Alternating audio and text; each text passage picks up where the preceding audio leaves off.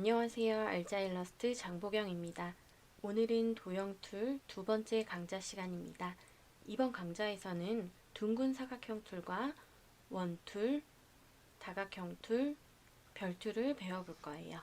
먼저 둥근 사각형 툴을 알아볼까요? 둥근 사각형 툴은 사각형 툴에서 라이브 코너 위젯 기능을 사용할 수 있게 되면서 사용 빈도가 낮아지기도 한 툴인데요. CS6 버전까지는 라이브 코너 위젯 기능을 사용할 수 없기 때문에 둥근 사각형 툴의 간단한 내용을 배워두시는 것도 좋답니다. 회사에 들어가면 설치된 일러스트레이터 프로그램이 CS2014부터라면 문제가 없겠지만 그 아래 버전이라면 우리가 라이브 코너 위젯을 사용할 수 없기 때문에 다른 방향으로 사용할 수 있는 방법을 미리 알아두고 가면 나중에 작업할 때 굉장히 편해지겠죠. 먼저 둥근 사각형 툴을 선택해 보겠습니다. 사각형 툴을 2초간 누르고 긴 막대까지 가서 툴 세트를 꺼냅니다. 이 둥근 사각형 툴은 단축키가 없기 때문에 직접 선택을 해야 돼요. 이렇게 드래그해서 그려주는 건 동일하고 툴 선택 상태에서 아트보드를 클릭하면 옵션 창이 열리는데요. 폭과 높이를 입력할 수 있는 옵션과 아래 모서리의 둥근 정도를 조절하는 레디어스 옵션도 있습니다. 옵션 값이 높아질수록 더 많이 둥글게 할 수 있습니다. 이번에는 다른 방법으로 해볼까요? 툴 선택 상태에서 드래그하면서 드래그 손 유지한 채로 키보드 상하 방향키를 눌러보세요. 화살표 위쪽 방향키는 더 둥글게 조절이 되고요. 화살표 아래쪽 방향키는 둥근 정도가 덜해지는 효과를 줍니다. 키보드 상하 방향키를 누르면서 그리는 방법은 실시간으로 둥근 정도를 조절해서 그릴 수 있다는 장점이 있는데요. 이렇게 크게는 원 모양까지도 그려지고요. 옵션 값이 0일 때는 사각형으로도 그릴 수 있습니다. 이렇게 간단히 둥근 사각형 툴에 대해서 알아보았는데요. 다음으로 원툴을 알아보겠습니다. 원툴은 단축키가 있어요. 단축키 L을 눌러서 원툴을 선택합니다. 드래그해서 타원을 그려보고 Shift를 누른 채 정원을 그려봅니다. 그려준 원들을 모두 삭제하고 Shift 드래그해서 정원을 그려봅니다. 원을 그리고 나면 바운딩 박스 우측에 동그란 위젯이 보일 거예요.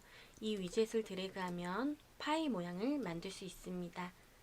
드래그하면 마우스를 따라 회색 박스에 있는 정보를 보면서 조절을 할 수도 있습니다.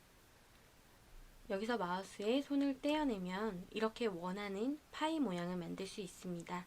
우측 프로퍼티스 패널에서 모어 옵션 버튼을 눌러보면 원의 속성을 조절할 수 있는 옵션이 나와요.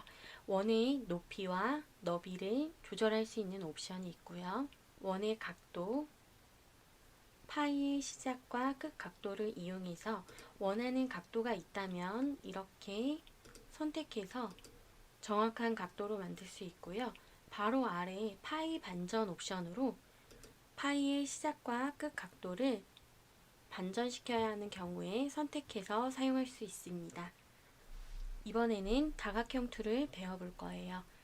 다각형 툴을 이용해서 만들 수 있는 도형이 많은데요. 삼각형도 다각형 툴을 이용해서 만들 수 있습니다. 먼저 다각형 툴을 선택한 후에 Shift 드래그해서 기본 다각형을 그립니다. 바운딩 박스 우측을 살펴보면 다이아몬드 모양의 위젯이 나올 거예요. 이 위젯을 드래그해서 삼각형으로 수정할 수도 있고요. 많게는 11각형으로도 만들 수 있습니다. 이번에는 하나의 팁인데요. 드래그를 하면서 키보드 상하 방향키를 이용해서 각의 개수를 지정을 할 수가 있습니다. 옵션 창을 사용하지 않고도 간단하게 각의 개수를 조절한 후에 Shift 키를 눌러서 마우스의 손을 떼어내서 정방향으로 도형을 그릴 수 있습니다. 다음으로 다각형 툴 선택 상태에서 아트보드를 클릭을 해볼까요? 속성 패널보다는 간단한 옵션이에요. 반경을 지정하고 각의 개수를 지정한 후에 OK를 눌러서 원하는 도형을 생성할 수 있습니다. 이 옵션 창을 이용할 때에는 적게는 삼각형에서 많게는 각을 1000개까지 지정할 수 있어요. 각이 많아지다 보면 원으로 보이기도 하는데요. 확대해서 살펴보면 수많은 포인트들로 이루어진 것을 볼 수 있습니다. 이제 마지막으로 별 툴에 대해 알아보겠습니다. 별 툴은 단축키 없이 직접 툴을 선택해서 사용할 수가 있습니다. 드래그하면서 상하 방향키를 이용해서 별의 포인트의 개수를 조절해요. 별 모양이 되도록 5개 포인트로 조절한 후에 Alt키를 누릅니다. Alt키를 누를 때는 별 모양으로 보여지죠? 우리가 별 모양을 그릴 땐 Alt키를 눌러서 조절을 하는 걸 기억하면 됩니다. 여기서 Alt키를 유지하고 Shift키까지 누르면서 마우스의 손을 떼어냅니다. 마지막으로 한 번 더 드래그를 해볼게요. 드래그하면서 마우스의 손 유지하고 키보드 위쪽 방향키를 눌러서 포인트를 많이 만들어 볼게요. 그리고 컨트롤 키를 눌러서 안쪽 방향으로 드래그 해볼까요? 그럼 뾰족한 정도가 조절이 되죠? 다시 한번 위쪽 화살표를 눌러서 뾰족한 모양의 개수를 늘려주고요.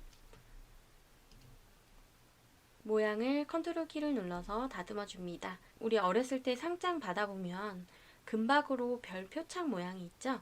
그걸 생각하면서 조절을 해보세요. 모양 조절이 끝났으면 Shift 키를 누르면서 마우스의 손을 떼어내고 마무리합니다. 우리가 아는 별 표창 모양이 만들어졌어요. 여기까지 별 툴의 기본에 대해서 알아보았는데요. 별 툴도 마찬가지로 툴을 선택한 후에 아트보드를 클릭하면 옵션 창을 이용해서 별을 만들 수 있는데요. 이 툴은 옵션 창을 이용하는 것보다는 컨트롤과 알트, 키보드 상하 방향키를 이용해서 만드는 게 더 쉽답니다. 여기까지 도형 툴 강좌가 끝났습니다. 다음 시간에도 유용한 내용으로 함께 하겠습니다. 감사합니다.